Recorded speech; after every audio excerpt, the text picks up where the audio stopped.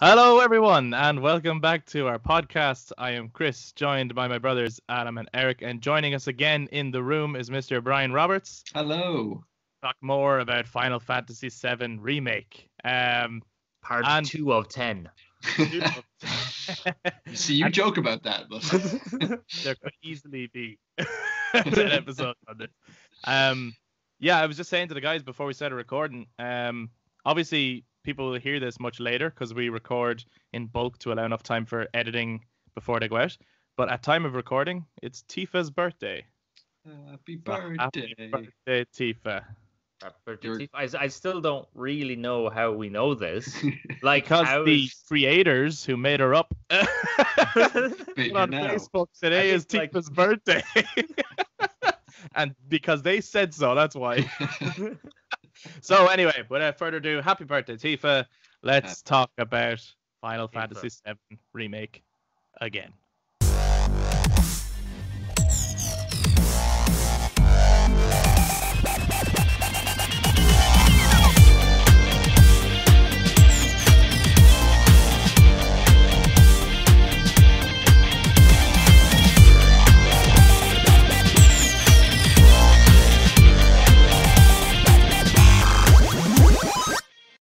Okay, I think in the last discussion, we half of it was just purely general discussion, and then the second half was spoiler, right?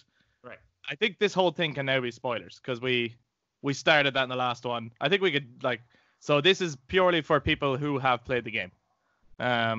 Yeah, that makes sense. Spoilerific at this point because there's no point in there, guys. And let's not get into the spoilers now. Generally, what did you like again? Give us again your general thoughts, please. So, Brian, last time we were talking, Yes. You said you had loads more. I have so much to talk about still. Say. I really want to talk about the Whispers. Okay. Let's jump straight into Whispers then. Mm. What's your first take on them or thoughts on them or what comes to mind? Oh, well, you mentioned it in the last episode, but they are so meta.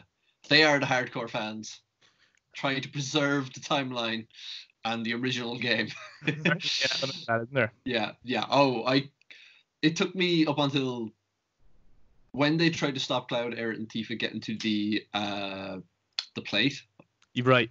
I was like, okay, I know what's going on. You do not want us to stop, or you do not want us to change the timeline. Sorry. So yeah, I'm curious what you guys think about them because as I said, I kind of mentioned it earlier on. I'm not overly happy with them being in the game, Right. but they didn't ruin it in any way for me. Mm-hmm. Yeah. And I think that's fair to say. And I do think they are.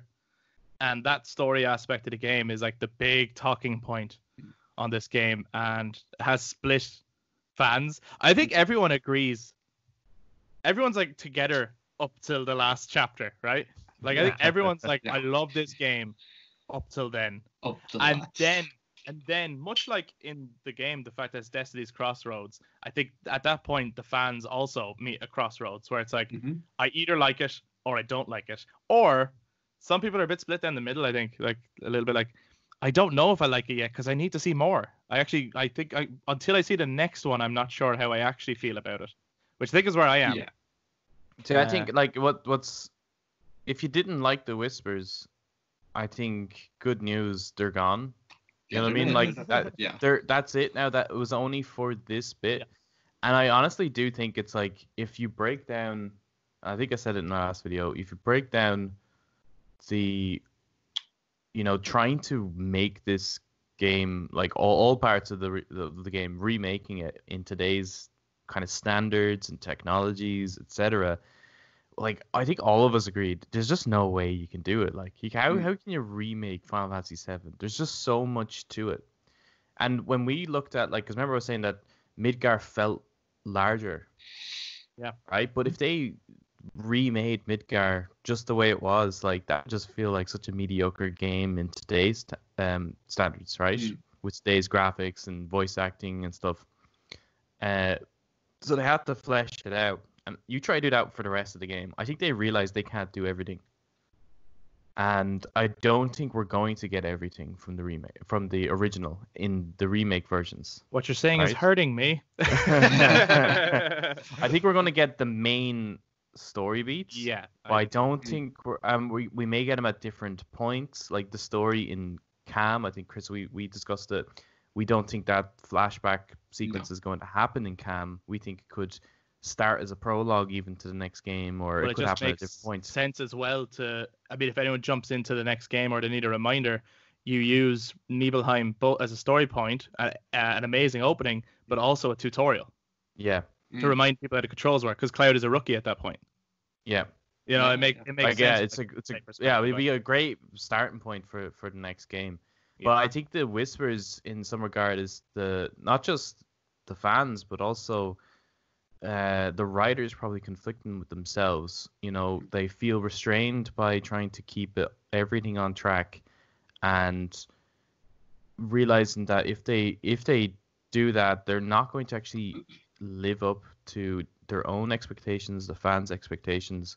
So by introducing this kind of story arc, it frees them up now to be a little bit more creative. But they said in an interview, like quite recently, they said it's still going to have everything that you want from Final Fantasy. That actually which is put great. my mind to ease quite Yeah. recently. Same here.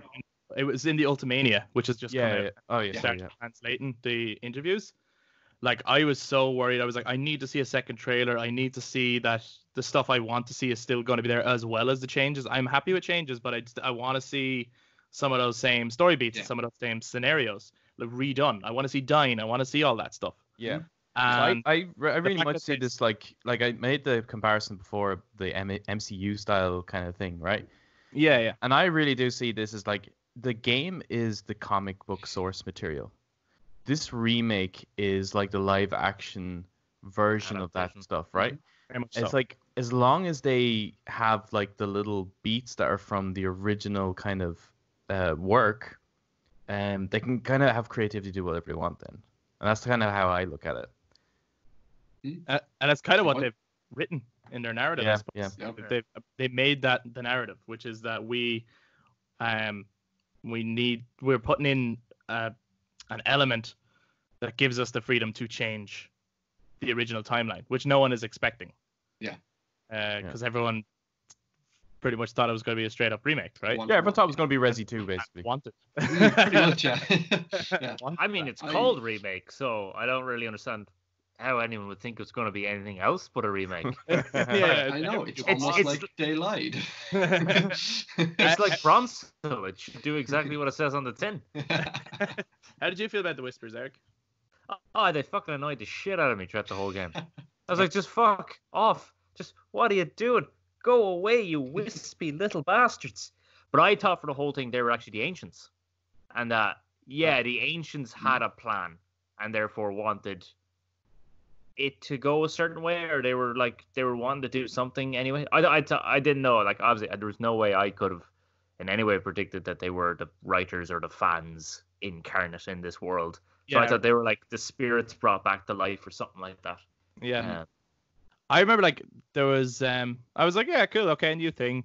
There were certain scenes where they'd come in and I go, you're kind of killing the scene here for me. Actually, Brian, what you said on the plate, at that moment I was like, will you please go away? Yeah. Why are I'm you here? really in this at the moment, and I'm like, this is an important moment. Like, fuck off. Yeah. And I remember when you get the explanation from Nanaki that they are the Whispers of Fate. I prefer to call him Nanaki. That's his real I name. was like, look at this. Come on. I always call him Nanaki in the original game as well, because I've done it's that as well, weird yeah. to me that when you finally find out his name, they continue to call him Red Call him Red. 13, which is like his slave name. So I always thought it was weird. But it is hilarious that when you get to that bit and you find out his name, the text will then say, who's Nanaki? Nanaki is Nanaki. Nanaki. No, well, actually, when I played the original quite recently, I just called him Red. As like, so everyone just called him like a nickname. Yeah. But when they actually get that bit, they also said Nanaki is Nanaki. They didn't say Red is Nanaki. Oh, did they not? Oh, sorry. No. Because I've ever since the first time I played it, I've always called him Nanaki. I thought that was like in text, so I didn't realize. Alright. But yeah, on the Whispers, when he said what they were, I was like, so cool. I was like, cool, but why does that need to be a thing? So what are you doing with this? Also, how does Red know I didn't really cop that. I didn't understand that. So There's- Aerith Does transfers something to Yeah. him, info. Yeah. Yeah. but it's very vague about what exactly She she's also- doing. She also does something to Marlene. Yeah. I think she gives Marlene a glimpse of the future. Yeah. Does 'Cause, does everyone believe that? I don't know. Everyone feels like Aerith. At first, I think doesn't know what's going on, but Aerith reaches a point where she knows what's happening. Right? She's like self-aware. yeah, I think it's roughly around the Shinra building, or no, roughly around the plate collapsing. Yeah, like Maybe she I think. has like a Matrix awakening kind of thing. Yeah. I think before that, I think she kind of has an idea of drought, to be honest. Oh, really? Yeah, it's just if you listen to some of her dialogue, she's very much like the whole what were they, and she goes, I think actually, yeah, never, I don't know, like the way she brushes Used a off few that, times. like she Yeah. says she's like about to explain things and then she doesn't bother. She also says things like, oh, I'll get Marlene. It's like, well, no one Yeah, no how one did she- told you Yeah, that was Yeah. Marlene. No idea who that is. Good point. Or like where she is, or Yeah, she is. Seven Heaven. Yeah, there's no way she'd known that. Yeah, or like that scene where like Cloud goes out to her garden and sees her there from the live stream. yeah, that's true. And the other thing is, and it only Did dawned you on get me. that scene? I was, Brian. I was, I was. The question I wanted to ask is later on was what scene did everyone get? You can Oh, go back right, to it if you okay. want. I got the Tifa one. I got the Tifa one first. First, I also first got the Tifa. time's Tifa. I Okay, have not we're seen all it. on the same boat. Yeah, I have not seen the other two. I've seen Okay. Aerith's, but I haven't seen I haven't Barrett's. seen Barrett's, and I don't I've want to look heard it up they're- because they're- I want to actually get it. Yeah, Yeah. I'm working my yeah. way towards it. I'm just about roughly there now in my second playthrough. Oh, okay, cool. So hopefully I did everything right to get The it. Aerith's one is like if that had been in my first playthrough, like that would have blown my mind. Yeah, That definitely. I've heard that the three of them are actually very good, and that some people are disappointed that they are optional, that you can miss them. But Right, yeah. I don't mind about that. Like that's what replaying. Like I think they know that people are going to go back and play this game a second time. Absolutely, for a yeah. third time. So And actually, on that you quick need note, that kind the of replay replay. value of the game is fantastic. Yeah. I love going back to try out all the different challenges and stuff that it provides. It's great. I literally just did one just before we recorded this. It took me 4 or 5 goes, but I got it. It's fighting in the Shinra building at the end. Tifa on her own against the Type C or third Yeah, class. it's That was- third class Oh, soldier, yeah, right? yeah, yeah. They're tough, man. Great That animation. mothball thing at the end. oof. Oh, the moth units are Moth just absolute Good God. prince. Yeah. And the pull-up challenge, which Adam got a lot of very angry text messages from me about. I the think sorry, yeah, Erika. with staying with the pull up one. I think I was used to angry messages about that. I you rage quitted that game and was tempted to buy a different game to play just to like calm me down because it pissed me off that much. That happened to me too. I was like, I texted Adam saying, this is not fun. This is not good. This is not fair. I don't like this. I haven't So- actually done that yeah. one yet. I only subject brutal. myself to fun. Yeah. Stay away If- from those. if you do it, Chris, do follow what Adam's point was, which turn off the dialogue and Yeah. music I and muted just listen to this. everything. Yeah, that actually was absolute wonders. So there's a PlayStation tip there for any listeners when you're doing that challenge. Yeah. Nice one. Tip good, Eric. A little mini segment. Just The, I think just go back sorry. Go If for it. you get the, depending on which scene you get actually, whether it's Aerith or Tifa, which is going to be the first time, I think very few people will get Barrett the first time. Yeah. Because the game will lean you. It's same as like the date scene in the original. Like you'll always get one of Yeah, those two Barrett's first. hard to get. right? You have to work to get the other one. But I think like because I had Tifa the first time, we all did actually, right? Mhm. Yeah.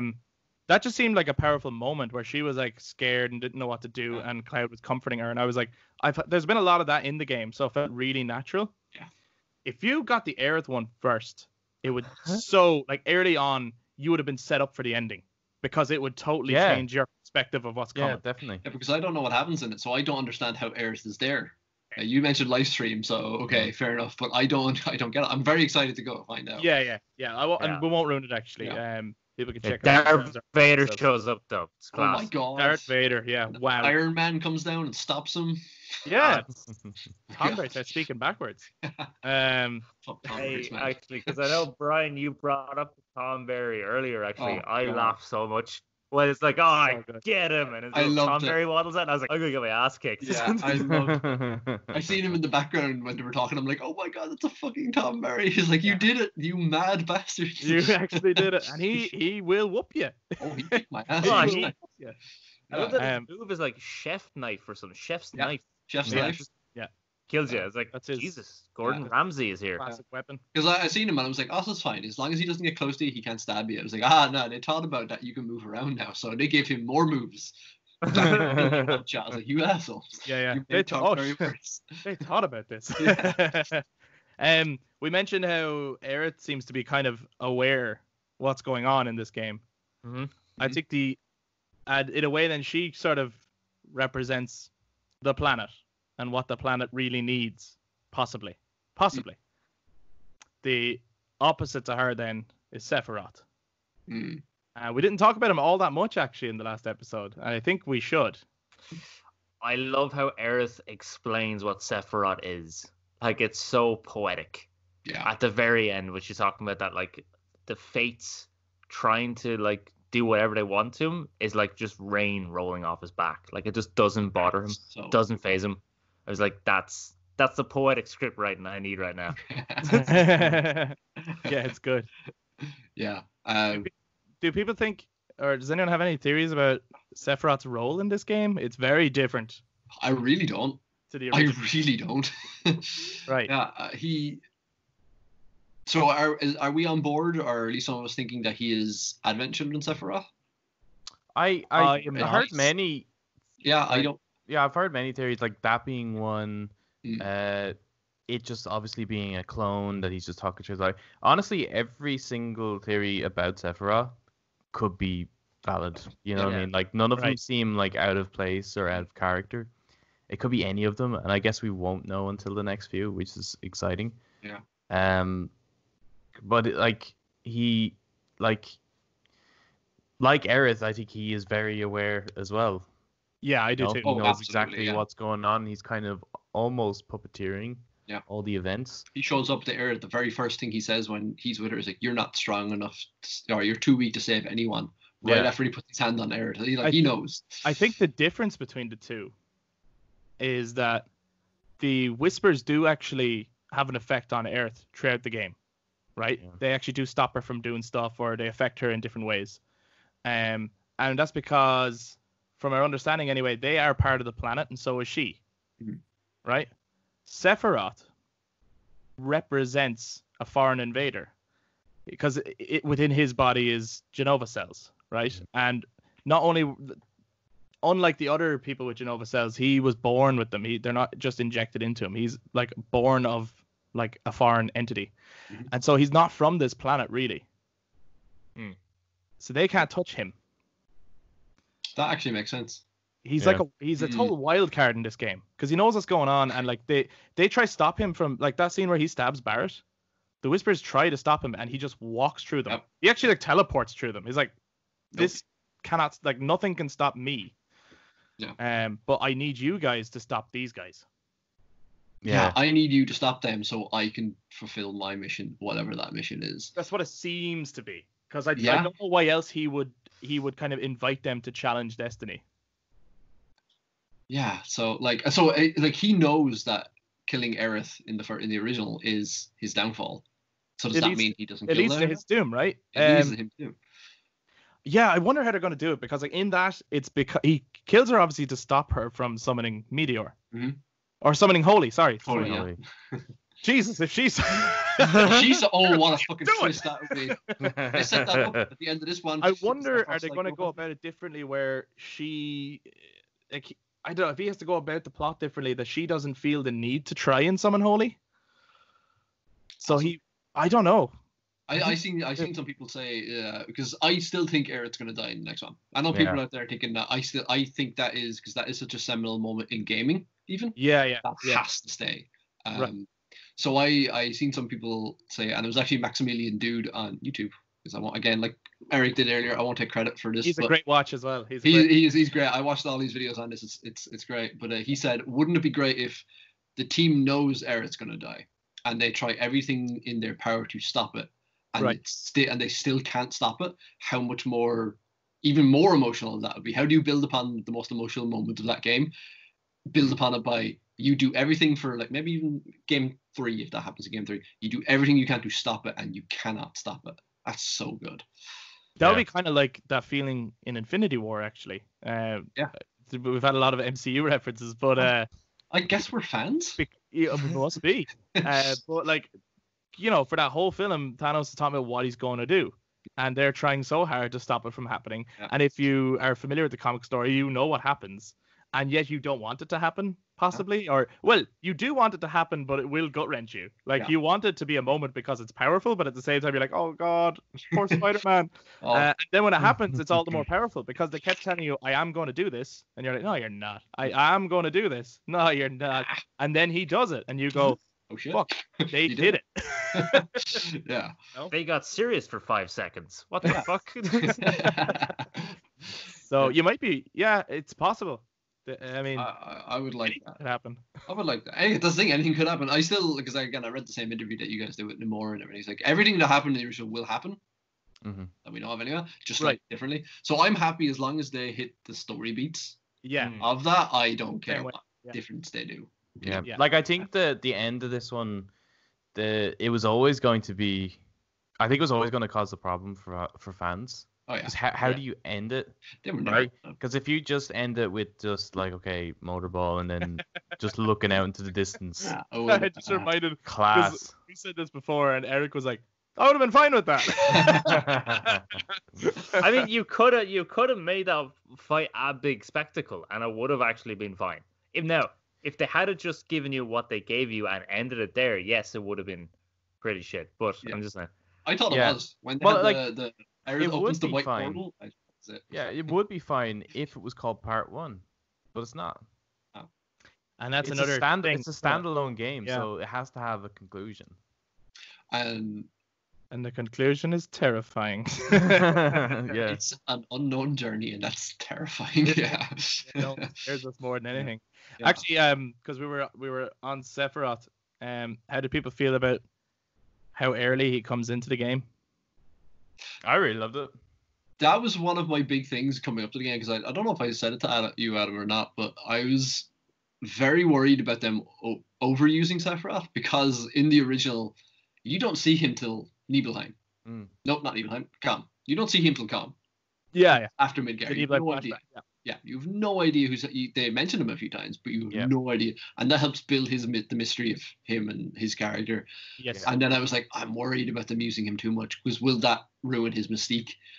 And having played it, no, his mystique is still there, because I kind of Sephiroth now. I liken the whole Sephiroth thing to the Luke, I am your father, right? Let's say you decided to remake Empire Strikes Back.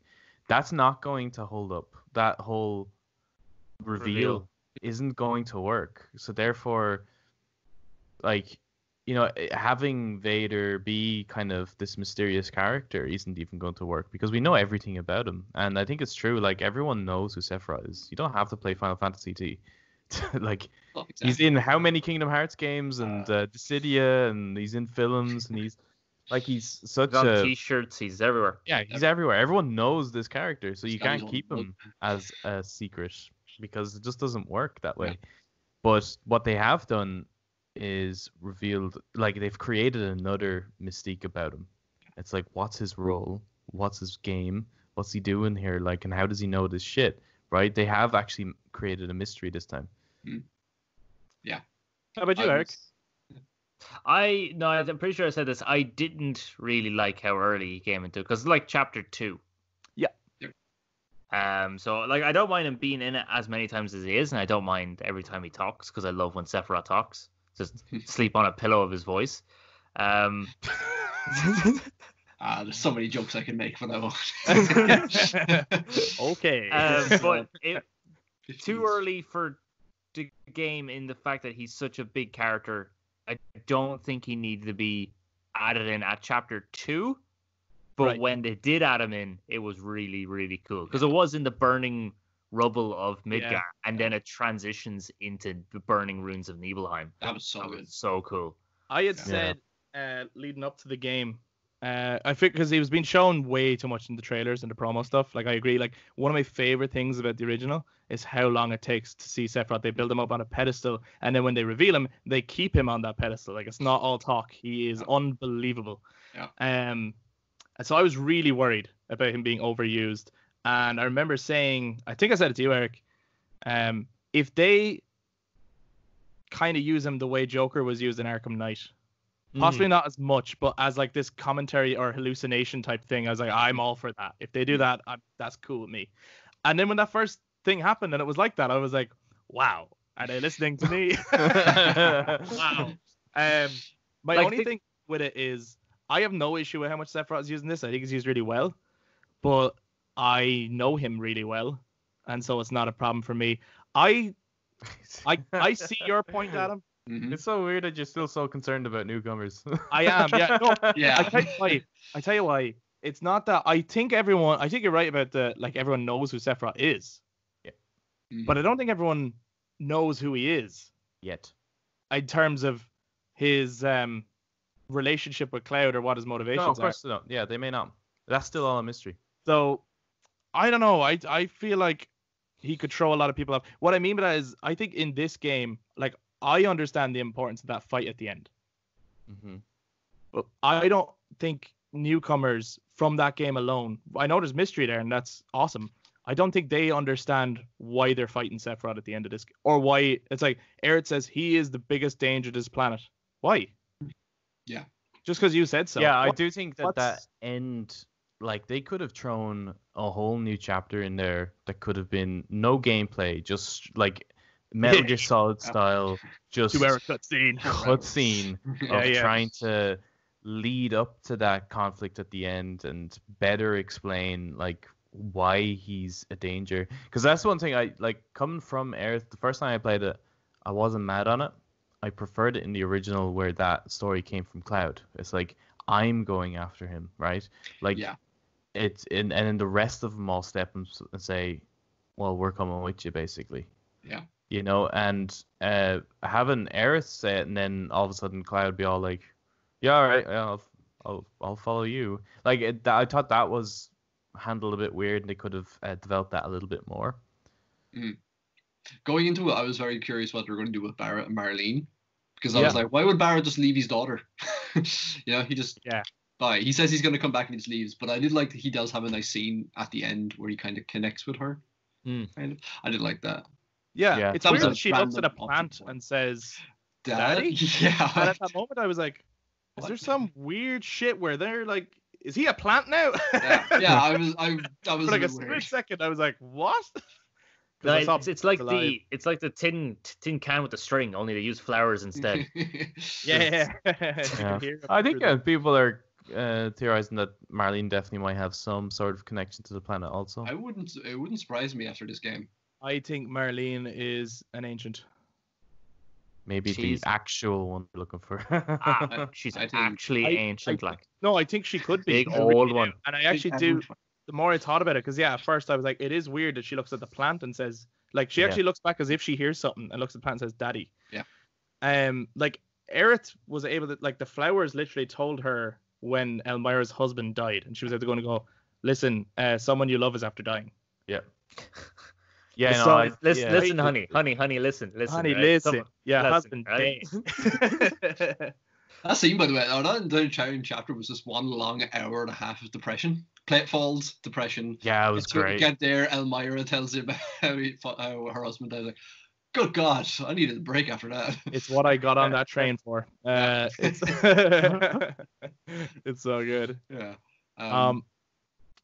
What have we not talked about that we need to talk about? What I else think is in your notebook, Brian? I do have a notebook of notes there. Yeah.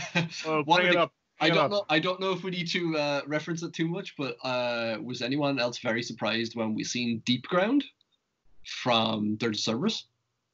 Where did Whoa, we hold see up that? a second. That's- Hold up a second. Yeah, What? that's. Do you know Deep Ground is the Yeah. other facility and all that stuff. I haven't played Dirge of Service. I only loosely know Dirge of Service, but I know it's from it. That's where Wedge was when Wedge fell down under Sector 7. Is that what that is? That's deep ground.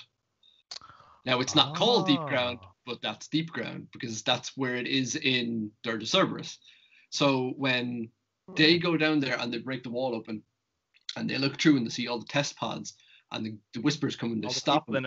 Yeah, and the Whispers stop them. I did not even make that connection at all, but it makes sense. Yeah, and the Whispers are like, hold up, you're not supposed to see deep ground yet. That's later on, and that's a few years down the line. Yeah, actually, now that you say that, because it was weird to me, I was like, why would the Whispers take them out of there? Because this is a whole new scene, and it doesn't really matter if we see something new. Because they're trying to third timeline. That's cool. You can't see this. Christ. I love that shit in it though. Like throughout the game, is like that because the compilation, there's maybe only a handful of fans that love like the stuff in the compilation. I think like even the people who love Advent Children can admit that like there's issues with that film, and people who love Crisis Core can admit there's issues with that game, even though those two are arguably the best piece of content that came from that compilation. Yep. But they are embracing it. They're not like going, oh yeah, screw all that, and you fans don't get any piece of that. Like that's why things have to be slightly different, because they're not only remaking the game, they're remaking this entire kind of universe into a single. Anything's on the plate now for future games. Genesis and Geo. Except for Sector 7. For Sector 7. I don't know. They look like they were rebuilding it there at the end. I don't know. Yeah. I did like the Whispers, and there's a few other little points with the Whispers that, while I'm not overly like excited they're in the game or anything like that, I did like their implementation of. So they stopped Cloud, Tifa, and Aerith getting to the plate, right? They get there, they stop them. Because if they hadn't got there, if they didn't stop them, Tifa, Aerith, and Cloud would have got there a bit sooner to possibly stop Wedge falling off the tower, like in the original. So by holding them up just the right amount of time, they get to the stairs just as Wedge falls. Mm-hmm. So they were like, hold up. But a weird thing, actually, because now you just kind of remind me of it, is that the Fates fail when they get to the plate and Wedge falls. Yeah. Because Wedge is supposed to die there. Wedge dies. And then they fail to actually kill him. And that is the moment where you do start going, wait a second, that's not supposed to happen. And the Fates start acting more and more sporadically, I feel, at that point onwards. Mm-hmm. They start getting really... It's like they start freaking out a lot fucking more as the game goes on. I think the scene that hit me the hardest in the entire game, I won't lie, is when the plate's fallen and it's Wedge trying to fight off the Whispers protecting his cats. That hurt me. Yeah, right. You know? And they're like holding him there because they're like, you need to die. You need to die right here, yeah. And then... A bit like Final Destination. Yeah, and then Wedge survives and maybe dies at the end. I think he does. I don't. Yeah, that one's... We don't see it, so it's one of those... I know, it's like, if I don't see it, I believe it. But I think the implication is that he does. And I think it'd be really shit, actually, if he is alive. But... Even though I like him. Within media, it's if you don't see it, it doesn't happen. Well, I don't know, because remember, who is it? Is it Robert Baratheon in Game of Thrones? Is that his name? No, not Robert. Stannis? Bobby B. Stannis, technically you don't see Stannis. He died off screen. We never saw that. No, you don't okay, so we'll have to see, but at the moment, I'm just going to say that Wedge is still alive. It would feel bad if they killed him off screen. Yeah, if they killed him off screen, and if Biggs and Jesse are alive and not Wedge. Like, it's not really like they got to go, like, build the whole set and get all the makeup department around. That's exactly right. I think Jesse's gone. I think Jesse's gone. I think she is too. I think it makes sense because that was like, it was too long of a kind of moment. Yeah. And a powerful moment to kind of just go, actually, she's I think she is, if not, she's showing up in Gold Saucer. Yeah. Yeah. Her twin sister. That is a twin sister, man. If the only thing that's like weird about, like, I think Jesse and Wedge are dead. I don't know why Biggs is alive. That was my next question. That scene is weird. Why is what's his purpose now? I actually think so odd. Narrative wise, like, I don't think it's that they have big plans for Biggs. Like, obviously they will write him in to the future games now that they have him. But I feel like the only reason they felt they need to do that was that they were like, if we show Zack alive, people are going to be like, I don't believe you. okay, let's show someone else who is supposed to be dead alive, and then will you believe us that yes, we are saying that some people who are supposed to be dead are alive. I think it's just to back up, for the same reason they showed Barrett die and be revived. Yeah. Just before they destroy Destiny. I think it's literally just to set up we are serious about Zack being alive. I think that's. I still don't know how. I know we've spoken last time. I still don't know how they're going to implement Zack. Yeah, it's weird. There are people out there who think that we will never see Zack, and that was just for the sake of saying Destiny can be changed now. Yeah, I which saw I'm on board with that too. I saw it as just kind of a nod. Like I said, you mentioned the deep ground thing and stuff. I saw that as a nod to the Crisis Core fans who there's a lot of people out there who absolutely loved Zack and his portrayal in that game.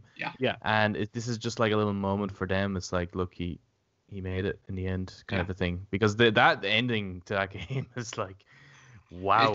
It's I mean, they have balls. But people who love Zack are not necessarily happy he's alive. I haven't seen many people say they're happy about that because they, as much as they love Zack, they understand the importance of Zack. Exactly. And what it does for the saga, what it does for the, it's really important. Yeah. Oh, absolutely. Yeah. So That's why I think I don't think we'll see him too much. Or they'll put a Final Fantasy VIII on it and you'll play in 2 timelines. I was about to say, they might go Laguna on it. Yeah, I wouldn't like that. I have a feeling they will. I have a feeling they'll have Cloud goes to bed in our timeline, and then he wakes up, but actually it's the other Cloud who's with Zack. I don't think you'll play as Zack. I actually think you will play as that Cloud with Zack. Damn. And it'll take a while to figure out what's the connection between these 2 timelines, or what the hell is going on. Well, what about if at the very end of the entire story, when this whole thing's done, it's all a dream. It's Sephiroth at the end, and it's a fight. It's Cloud and Zack versus Sephiroth to fix the timelines and to fix everything. Oh, I'd hate that so much. God, I can't explain how much I would hate that. Fighting on top of the cannon and Junin. Yeah, my God. It'd be like the end of Dirge of Cerberus, and the rest of the party then are all go, go, go, and there's all bright lights and fucking to get with our powers combined we can win. Oh, fuck me. Friendship. Oh, Jesus. I want despair. I don't want fucking I don't want a happy ending. Yeah. I think I was gonna ask is are we all on board then that the kind of whispery dudes at the end are the Advent Children? Yeah, I mean, I don't see any evidence against it. The Advent Children, are they not spawns of Sephiroth? They're only birthed because Sephiroth is still alive in the live stream. Right. But if these yokes are the Whispers of Fate and don't really like Sephiroth being around and all that stuff, why would they make copies of those 3 guys? See, that's sort of thing I was thinking of. It's well, why are they kind of at the end? Is it that the Harbinger of Fate is so desperate to stop our heroes that they're willing to use allies of Sephiroth against them? Or is it that the Advent Children at the end, when they died, were sent back to the live stream? I would think Sephiroth does they not were sent they were care for the Advent Children at all. So he is not trying to make sure they happen. He's actually trying to make sure that doesn't happen. Yeah. But the timeline is trying to make sure they do happen. So they're using, an opposition that exists in the future. It's still trying to preserve and create. So this particular Sephiroth in this game, I don't think is an ally of Kadaj, Laz, and Yazoo. But in terms of whether I think they are them, I'm pretty sure. I didn't think that the first time at all. I just thought they were cool looking enemies. I didn't even think too much about their weapons. But I'm pretty sure. Unfortunately, now I don't have a thought on my own because I'm pretty sure in the Ultimania they have confirmed that they are. Oh, are they? Oh, really? Okay. Or at least what I think I read it. They definitely said that is certain. Someone asked them about it, and they said that is certainly the intention. I see. Okay. So yeah. So there you go, folks. I think confirmed. So I don't know whether it was Nomura or someone was asked about the compilation in general. It's will we see more of that included? Will they be remade and all that kind of shit? And someone said, well, that doesn't really make sense for what we're doing at the moment. So it could be just their method of saying now Including having everything? now having children doesn't happen because they've destroyed that timeline. Yeah, possibly. Whoa. Oh my god. Whoa. They have Doesn't all- exist. They have altered the rules. Like, Pray they do not alter it any further. Yeah. Yeah, we are all Lando right now. Yeah. Square Enix are Darth Vader, and they're Yeah. messing with us. Do you know who's do you know there's one character? Is there one character? Yeah, there's one character we have not mentioned at all, and I think that Chadley. I'll make that two characters. God, I fucking hate Chadley. That wasn't who I was going to mention, but Let's talk fuck Chadley Chadley. actually for a second. How did people feel about Chadley? I think he he was scares me. best thing ever. I love Chadley. Have more of him. I think we should play as Chadley and make material should be all the time. Sword at the end who fights Sephiroth with the gang saying, "Yeah, get him, Chadley." He's just I like, hate his name. I hate Yeah. his name so much.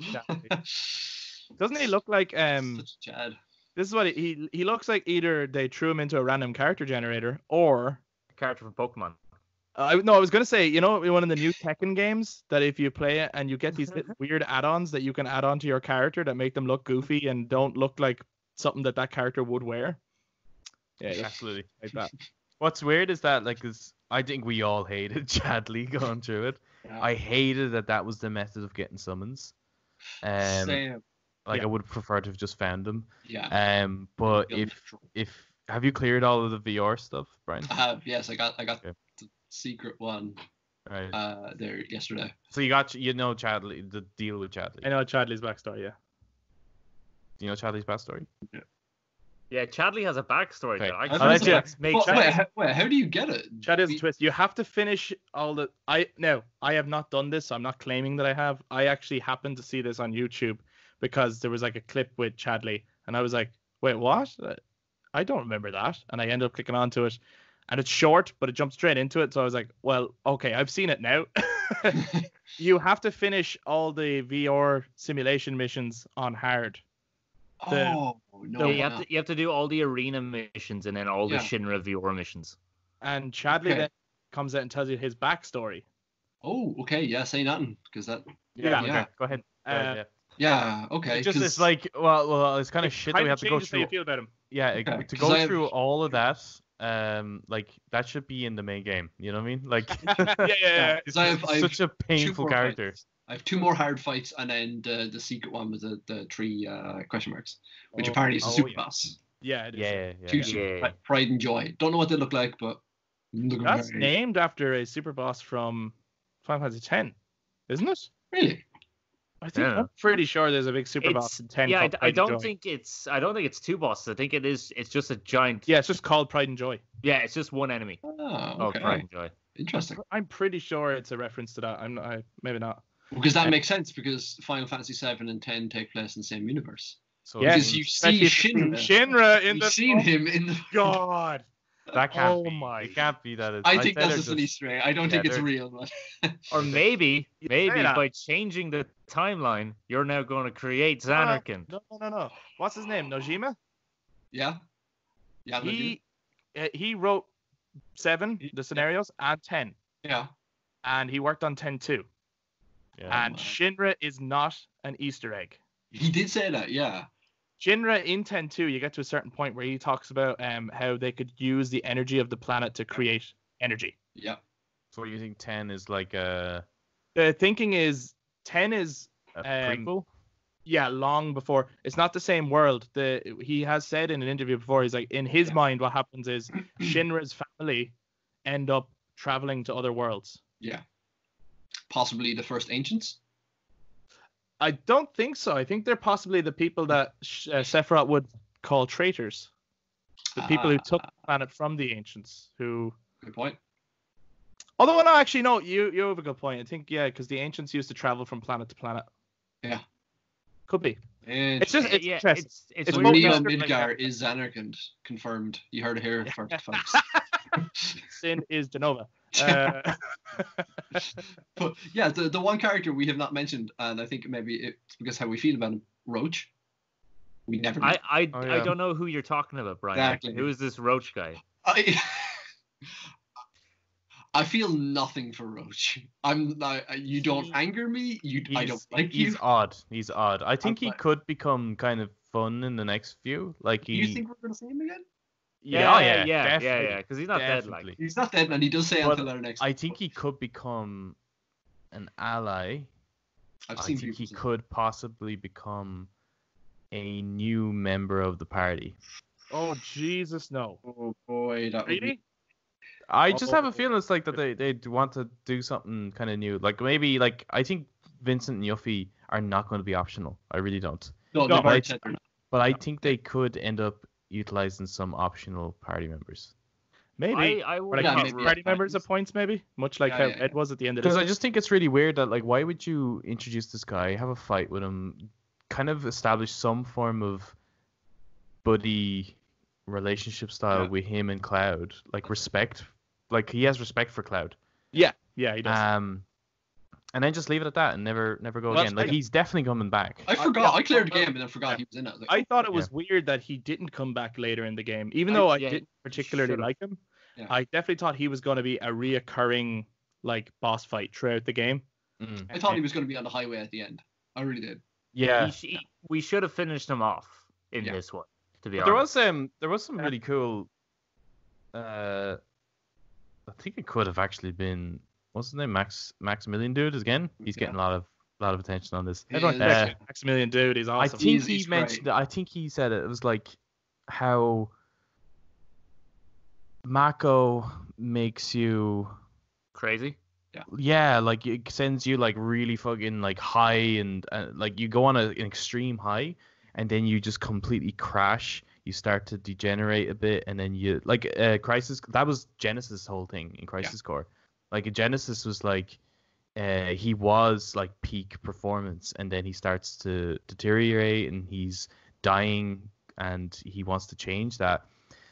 So we would have saw Roche at peak where he's just like fucking batshit and like everyone else around him are like shit, it's that soldier guy and that's why they're all like getting out of the way and because he's just insane. He's on this high with Mako.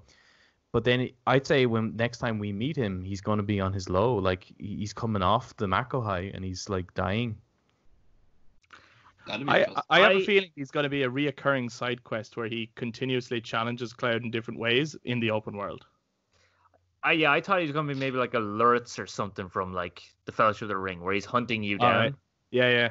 That's what I thought that's what I think he's going to be. Like in the open world, he's hunting you down. I think there's like definitely a fascination that he has for Cloud. I'm not going to lie at him. I do what you're saying. I hope doesn't happen. I hope he doesn't join your team or is even optional to join your team. Yeah, I would hate that. I think they're going to do something really, really cool with him and he's just going to change your mind.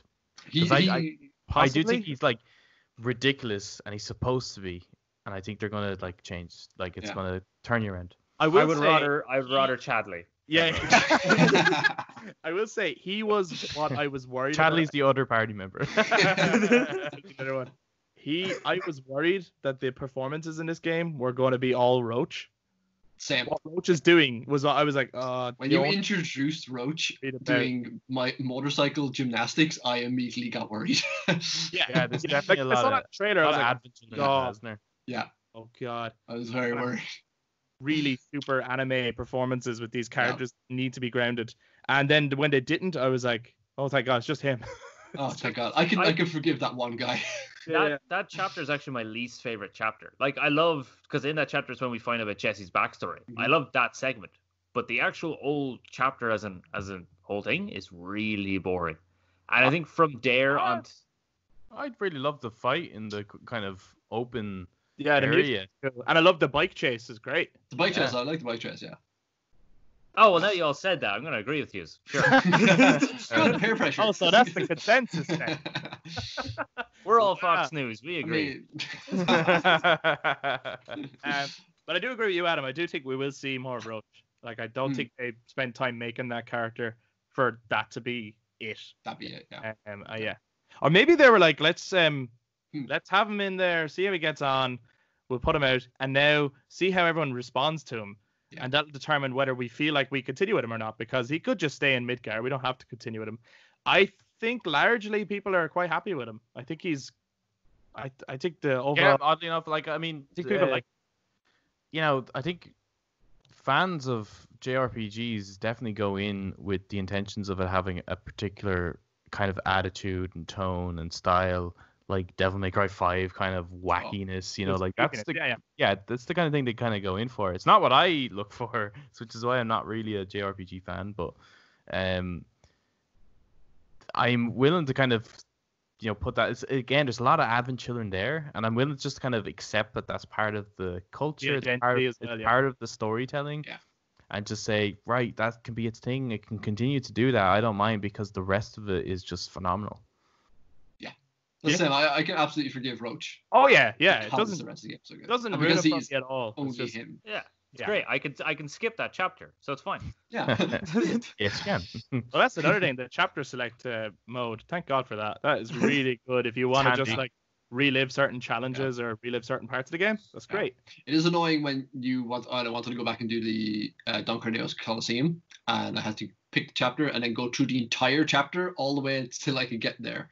Absolutely. Shame, That is little manual save points in as well. Yeah. That is kind of my only gripe I have with chapter select. Yeah, I would prefer if it was like kind of almost Death Stranding kind of style of things, where it kind of goes like, let's take you back a few moments before the end, and you can kind of free roam the whole area. That's exactly what I thought it was going to be. Yeah, that'd be a lot cooler. Did anyone how do people feel about the little save benches? Oh man, that was so. I didn't copy that first, and then I seen it about halfway through. And the save point is on it. Yeah.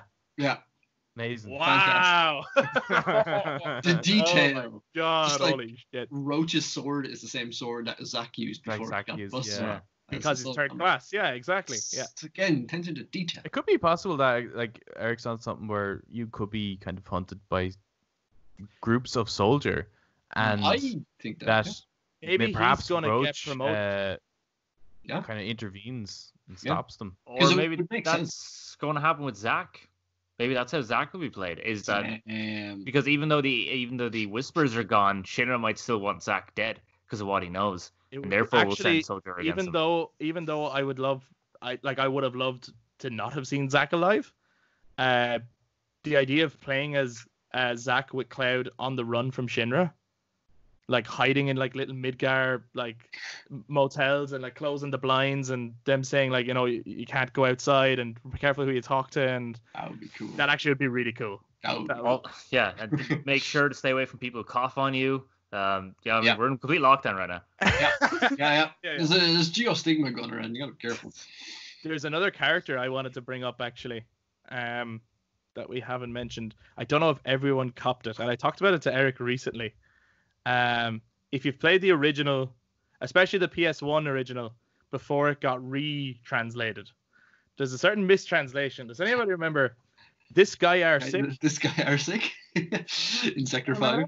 I do. And he's in the game? Yep. Wait, does he say that? No. Yeah. The guy with the number 2 tattoo. Yeah. Oh yeah. Right. So in the original game, you go into this pipe with Aerith, and there's the guy there, and he's like, it says this guy R6. This guy R6. It became really famous. Like people quote that a lot on YouTube. Yeah. And when you go up to help him, it just says the number 2 is tattooed on his arm. Right. I thought nothing of it for a long time. Yeah. Until obviously later on with the tattoos, when I was replaying it, I was like, is he supposed to be a like Sephiroth clone? What the hell? This game confirms that yes, he is. Yeah, he is. Anyone with a tattoo is a Sephiroth clone. I loved their moments. You know, the little flashes you get, like, and it's that like real hellscape looking thing where they're walking across it, and then he's just like whispering the reunion. Yeah, that shit is so cool. When that happens in the first like 2 hours or so, and I was like, what? Yeah, I was like, whoa. You were teasing stuff that's not going to happen till 3 games from now, probably. Yeah. I can't like it. Just I'm so excited to when we go to Nibelheim and see them wandering outside the Shinra mansion. Like that shit's I can't wait. The town's gonna be overrun. I hope people are with Cloud, I hope it's not Tifa with Cloud at that moment, because I want it to be people who now are going, Cloud, I thought you said this place burned down. Yeah. And he's like, it did burn down. And they're like, well, there's people here. What's going on? Because if Tifa's there, she'll be able to actually tell what happened. Yeah. So I hope, I don't know how they're going to handle the rest of the series, obviously, but I do hope that they split the party up and that they have to go different directions. They had moments. That would be a really interesting way of covering multiple areas then. It would actually, and you swap between parties then. Yeah. With the PHS system. Yeah. Because I really liked their introduction of that. Yeah. Instead of just being on phone, it was like the intercom system. I was like, that was good job. That was good. Not off the hat. Yeah. You actually, because Eric, you hadn't got to that bit yet.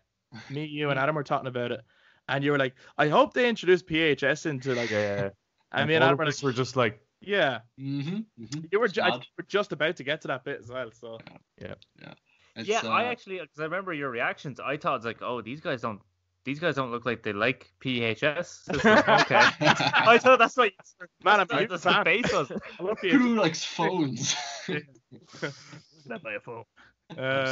So heartbroken they don't like PHS as much as me. Literally my favorite aspect of the original game. And cross-dressing. Did y'all get the best dress for them, by the way? Well, I can't remember what I got the first time around. Preference. No. Aerith, yes, and Cloud, yes. I got Aerith's best dress. I think the first time I played with Tifa, I got the sporty one. So it's like it looks like Chun-Li. Played or talked to? Yeah. I got the exotic. What? I thought you said like the first time I played with Tifa, I got the sporty outfit. It's like, I can't remember because clouds are kind of. It's really hard to tell the difference. I don't know. I don't know. They all look fairly similar, but I played it enough times now that I ended up with all 9 of them. So I need to get all 9 now. I haven't done all 9 of them. I've definitely seen all of the best ones, but not in the one playthrough. So like the first time I played it, I got Cloud's best and Tifa's best, but I didn't. Aerith had a different dress. It was actually lovely on her, I must say. And then the next time I played it, I got Aerith's best dress, and then the other 2 had different ones. So Aerith's worst dress is actually really, really nice, but they play it as though like she looks like a dog in it. All of her dresses, nice. She's a lovely. Cloud is the only one that has like terrible dresses. Cloud always looks like a dog.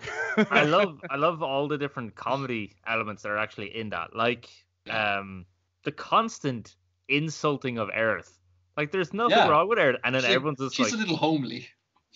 Yeah. It's just like they all treat her that like as if she's like someone kind of fugly. Like it's like like slap a bit of makeup on and she'll be all right. Like it's and it's like whoa, she's talking about. Her reaction was great to that. The opening on her face in the intro like shows you she is beautiful. Permission to kill.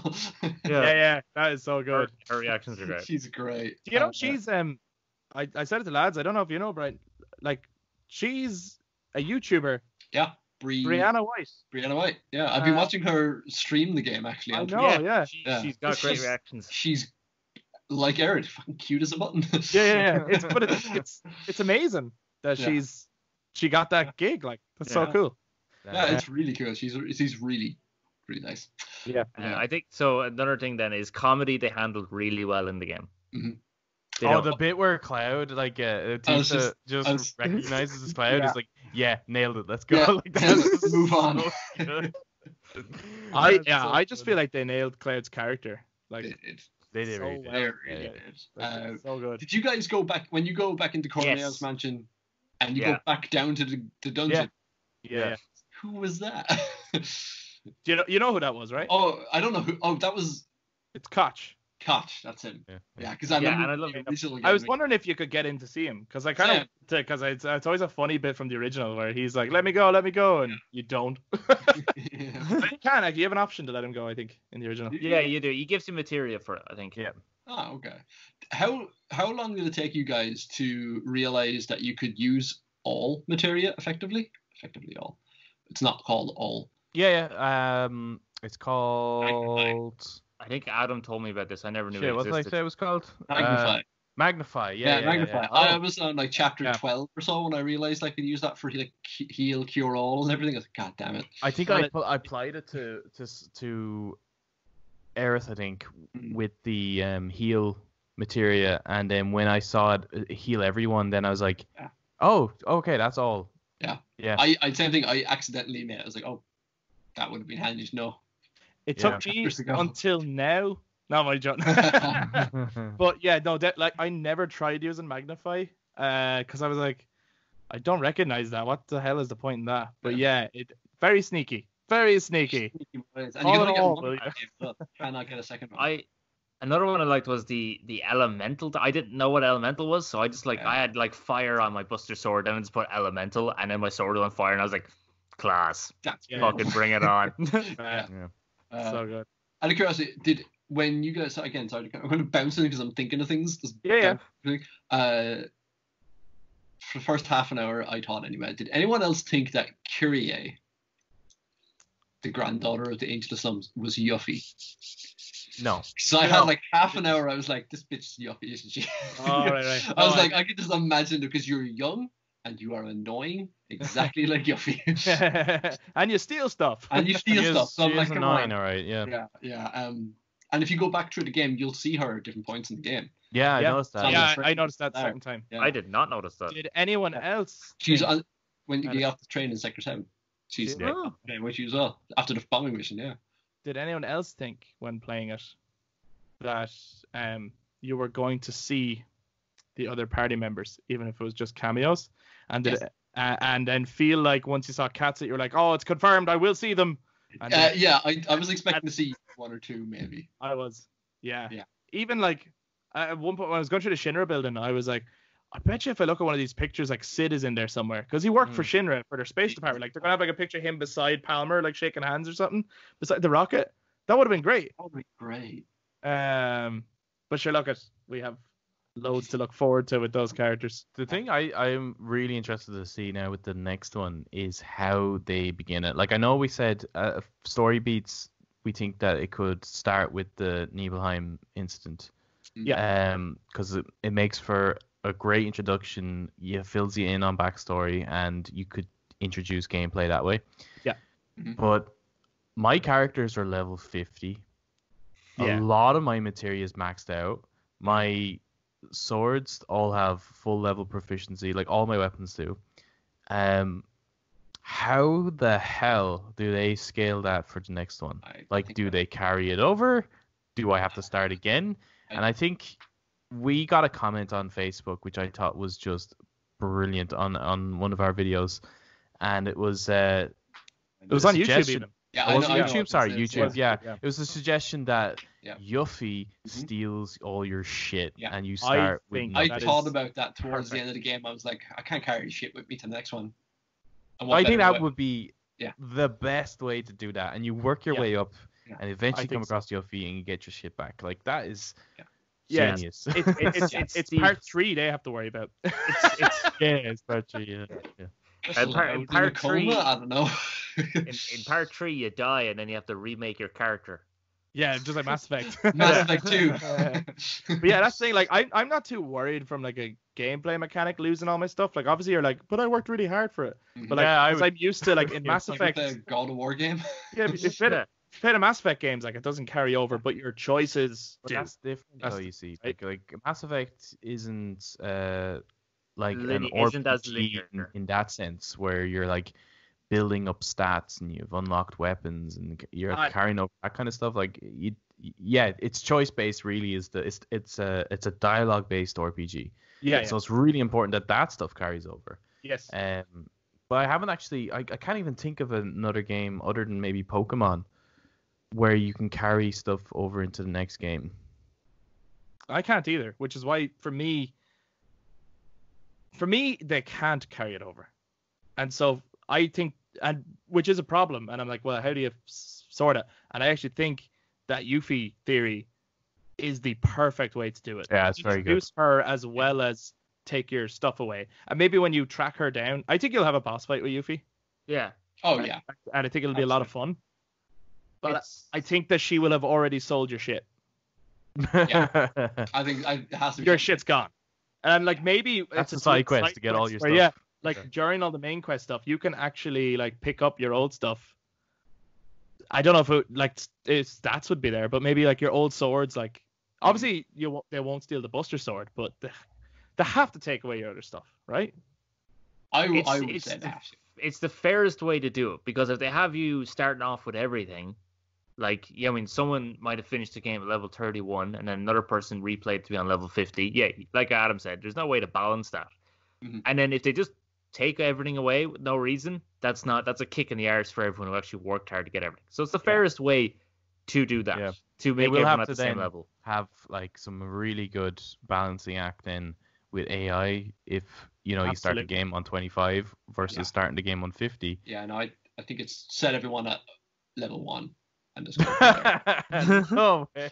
Yeah, man, you have to. You have to. You have to. Yeah, Start at level 1 again. No, Somehow no, I Yuppie, refuse. somehow Yuppie Start at also level steals 50. all your experience. She steals your levels. See, that's the other thing, right? The other thing that Grind would in that one area outside Chocobo Farm until I'm 99 and then continue. the other thing I'll fight the Midgar Zolom. the thing that would suggest that they might carry the stuff over is that they cap you at level 50. Yeah, that's that. Yeah, obviously. So but like you're like, so if they're not going to carry it over, why cap it at level 50?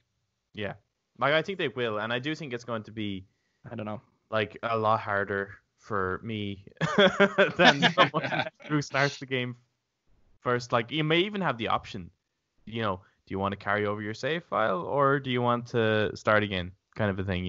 It's probably going to be easier to start again because it's going to assume, oh, you're level 50, you must be a badass. Here, have all the tomberries. Maybe they'll do a thing where they'll start you on like level 30 in this game, in the next one, but that is in the second game, that's the equivalent of being a level 1. Level 1, yeah. But they call it level 30. Yeah. And it could be that it's after your stuff gets stolen, you go down to level 30, whether you were that or not. The game will just assume that at this point you should be at least a level 30. Carrying on into the game. Maybe. Does knows? anyone else have a problem? Like, with the swords, each weapon has like 5 kind of sphere areas. Oh, yeah. Does anyone notice that some of their weapons don't get all 5? Yeah, I some think of you them- have yeah. to. It's all about collecting the the books, the manuscripts kind of things, Oh, and yeah, a yeah. lot of them are only Oh, is it? available if you do it on hard. Yeah, Oh, you I get one thought big I was box. just thinking to myself, maybe that was something that was going to unlock in the next one. Is that then these like you new can get areas them unlock all. for the The weapons? way- The only way Okay. I can think of doing the next one is that certain areas, like in a lot of, like let's say DLC, like if you got Horizon Zero Dawn, right? If you bought that for the first time, you play it, you're grand, and then a year later, here's the DLC, and then you can jump in, right? Whereas someone like myself, I bought the complete edition, so it came with the DLC already. Mm. Now, the DLC creatures are way harder than the ones in the main game. It's like, okay, but if you start off, you don't get access to that area. That area is cut off from you until you reach a certain level, and then the mission becomes available through dialogue. Yeah. So I imagine that if you're starting part 2 of Final Fantasy VII, maybe it's level 25 or something like that is what you start on. You will have to go around, and then eventually, when you reach a certain level, the next area is available to you through dialogue to go there. But for myself, who's already level 50, that area is already available. I hear you. I think that's problematic though at a start of a game. If someone, first of all, you mad bastard, don't jump into a second one and don't play the first one. But if you did, Touche. you'd be like, so wait, my objective in this game is to run around and fight until it will finally let me That's go. crazy. Have you ever heard of a Final Fantasy that does that? Well, never at the start of the game. That wouldn't be. I don't think that would be a tasteful way to handle it. Well, it would be not necessarily the start, but like when it starts to open up. Like, I mean, you would be doing, like as we said, we'd be doing the Nibelheim incident and all that kind of stuff to get you into it. But eventually, like, we are going to be in an open plain trying to catch a chocobo. They have to, right? Oh, God. And, like, have you seen those maps? It's just open flatland grass for miles. That's it. That's what the world is. Yeah. Yeah, I don't Yeah. see why they feel the need to save it. It's actually beautiful and lush. Everything's fine. I do actually like Yeah. that thing in the original, and I do hope I assume they will keep it with all the others, is wherever there's a macro reactor, there's no grass. It's such a nice little addition. Yeah, It's cool. I would hope they'd keep that. I'm Yeah. actually. I'd say they will. Is there anything that we haven't touched on that we definitely should? Apart from every What's your notes, Brian? No, my notes are done now. I'm freewheeling it You now. all noted out. Does anyone? This is a strange question, I suppose, but does anyone prefer this game to the original? I haven't finished it yet. What the remake? Yeah. I haven't finished all the parts of the remake yet. Right. Do I prefer this section of Midgar over the original section of Midgar? Well, I don't know if that's a fair comparison, but yeah, sure. Go on. I don't know. I think like when I played the original, what grabbed me was the music and the story and the characters. I never really was that mad on the gameplay. I was just like, yeah, this is its gameplay. I'll have to deal with it. And I was never blown away by the graphics. Like, I know people back then were like, oh my god, this is amazing, 3D Final Fantasy. Come on, This looks like real life. It did look a bit like dog shit when you compare it to like Metal Gear or something like that. You know what I mean? So I was never ever blown away by it in that regard. And so with this one, seeing the huge improvements in the visuals and obviously the gameplay, I do think it's the best gameplay I've ever played in a Final Fantasy. Yeah. Oh yeah. I don't think anyone would disagree with there. But the graphics at times still are a bit dog shit. I won't lie. When you climb the wall to go to get the shit, that looked so bad it took me out of the entire chapter. I'm waiting on this patch. Like there has to be a patch. There's gotta there's gonna have to be one because that in particular, that fucking door. My door. To the apartment. Holy shit! I remember right again. Ash was beside me when I was playing it. She said, and she usually doesn't like. I usually go, wow, the graphics. She's I don't really care as long as the game is fun. And she even went, that door looks shit. I went, right? Yeah. At first, when was it chapter 13 when you're climbing and you fight Valkyrie. Yeah. And you see the rubble and it. Yeah, they're like again, looking down on it, and it's like it's almost it's a 2D. Almost. I was thought at first it was like this is an homage to the original with the painted backgrounds and everything. Yeah, no, it's not. It's fucking terrible. The texture's never loaded. Yeah, it's like it's almost like the quality of it is like the film The Room when he's up on his fucking roof and he has just like a green screen like cityscape in the background or like our backgrounds or our backgrounds. Yeah, that's what it's like. Yeah. But yeah, like it's just yeah, my texture's loaded up. You see, the graphics in because I think I don't think it's the best looking game of this generation, but it is like on character models they are stunning. I do think it has probably the best lighting. Now I'm speaking purely from console. I don't know about PC, but I think it has the best lighting. No, I just mean of all games of this gen. Sorry, right. It will be on PC, and I imagine it would. Yeah. Well, I do think it has the best lighting I've ever seen in a game. The lighting is incredible. Like when you're running past, like especially something like Wall Market, where there's like so many different light sources, and you can see the sheen on the Buster Sword. Like it changes color because of all the different lights. I could stare at that sword for like That's 35 mental. hours. Yeah. Yeah, I did again. This is Maximilian Dude saying this now. Again, subscribe to him. He's great. Yeah, forget him. Do not follow us, okay? Follow these guys too. They're good. He is not paying us to bring him up. But, he said that it's an Unreal 4 texture problem, bug. That is. Yeah. Because I was playing. Okay. I decided. It happens in Final Jedi Fallen Order, Star Wars. It happens to say yes, that it does. Yeah, and I actually was reminded of that. Which was like my only grime with that game actually when I played that game was. So it's not like Square Enix or lazy or anything far from it. No, and I think you could tell by the other stuff that's in this game that it's definitely not laziness. Yeah, No. they have to change engine like halfway through development as well. So you It can is, see that like, and I think that's why I was trying to figure out like why is this thing on 2 discs, right? Like that, this game isn't the biggest game I've played, right? It's definitely not the biggest game on the PS4 No, or any like- console this generation. Like, The only other game I could think of that's on 2 discs is Red Dead 2, and which Mhm. dwarfs this game. Oh Jesus Christ, yeah. So it's like, okay, so why is this so big? And Chris, you were saying like maybe it's just the cutscenes, the FMVs, maybe they're taking up a lot of space, which is probably the case. The music probably takes up a lot of space as well. Yeah. But I do think it just comes down to they had to quickly switch not only studio but game engine, and they had very little time to actually, optimize this for the console. Yeah. And they just basically said, "Here, look, we've got very little time to actually work on this. Let's just cram it all onto the 2 discs and call it done." Yeah, I'm surprised there hasn't been a patch yet. There's no word about a patch either. Yeah, it's weird. Oh, I don't think. They probably can't get into their offices to fix That's it. Well, Also that's a good probably point true, actually. yeah. And maybe it's like, well, it can wait. Yeah. No one's hating the game, so we don't feel like Which we're I'm in a going to huge love, hurry like, to- because it could mean like in a couple of months from now we'll get this like a patch that will fix all those textures, so that when we play it again, it's going to look even better. Yeah, I'm gonna be like, look at that fucking door. Wow. that better be the most detailed door I've ever seen. I love that boulder. That is a nice boulder.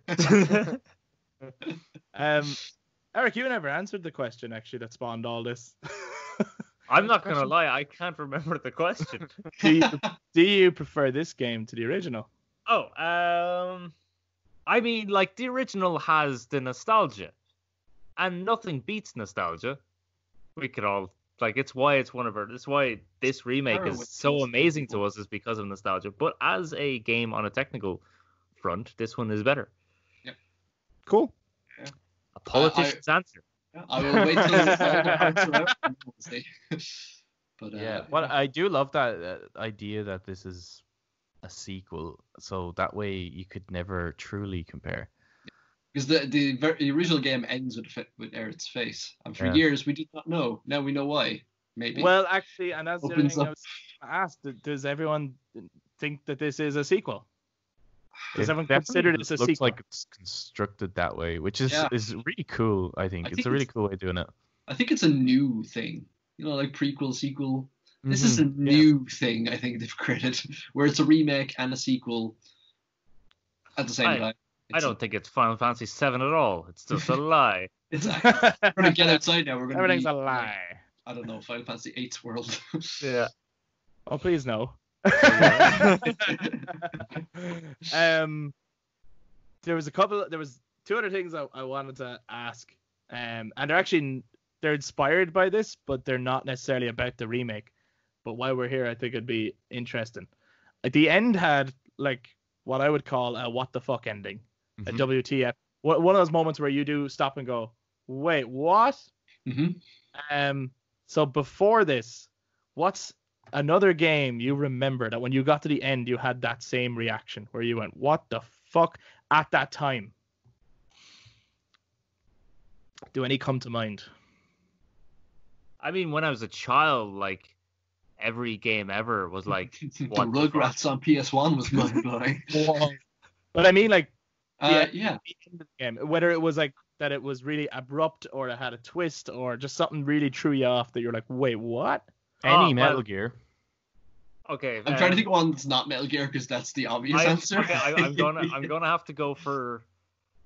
It was like not exactly as what the fuck, like, confusing, but what the fuck, this is hilarious, which is the reveal of the importance of the keepers in Mass Effect 1. Oh, right, yeah. Oh god, yeah, that was good. Because obviously you and Adam were taking the piss out of one of the characters who was like just wanted to study these weird six-legged bug things wandering around, and it was like, oh yeah, look at these weird little creatures roaming around, they're so silly and stupid. And then at the end it was like, oh yeah, these are the gatekeepers to like destroying the entire universe. I was like, what?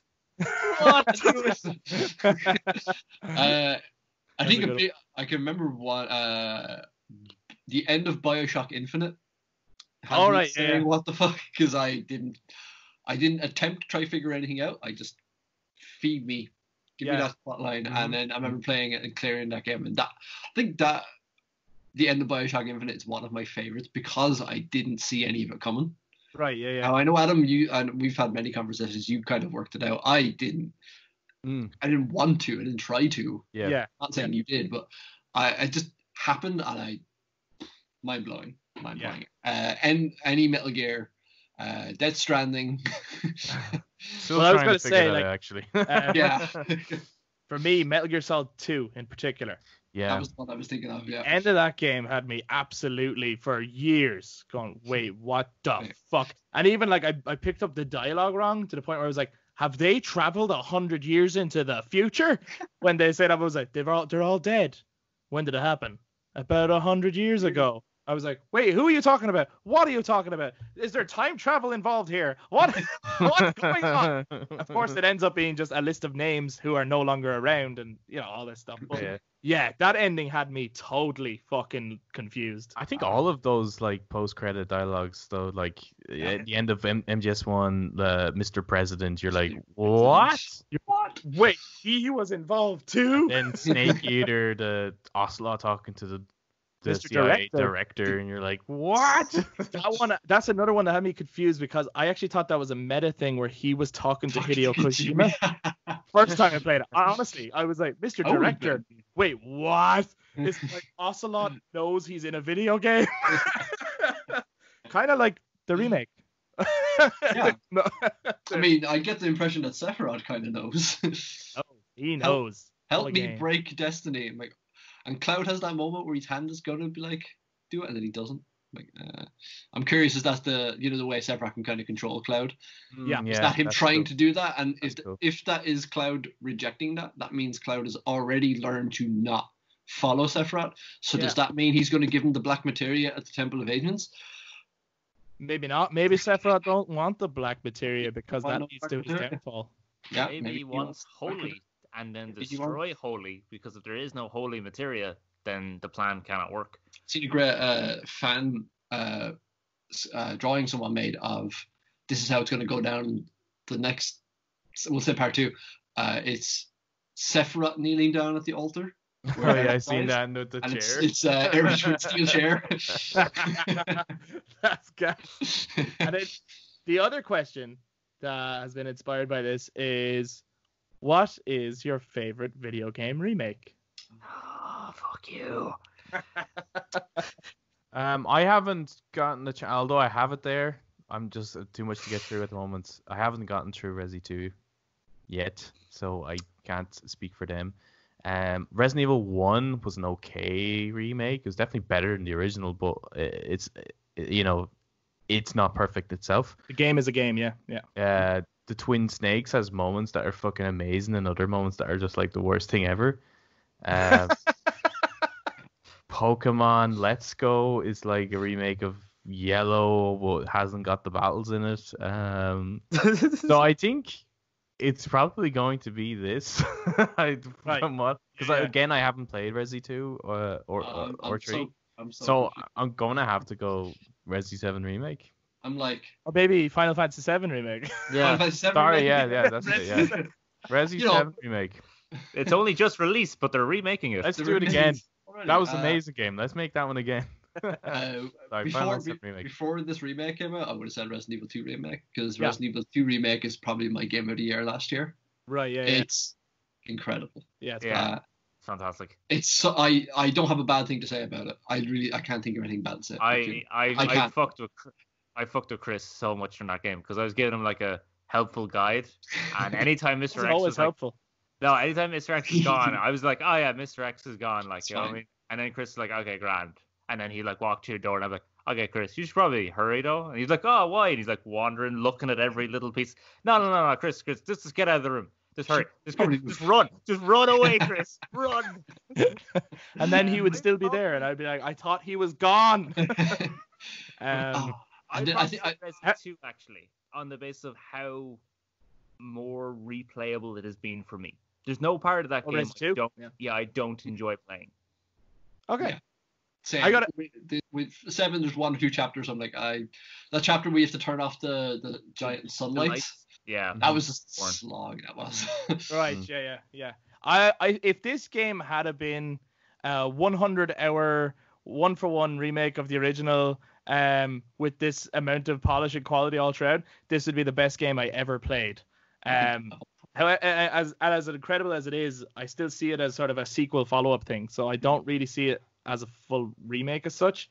I gotta go with Twin Snakes. Oh, really? I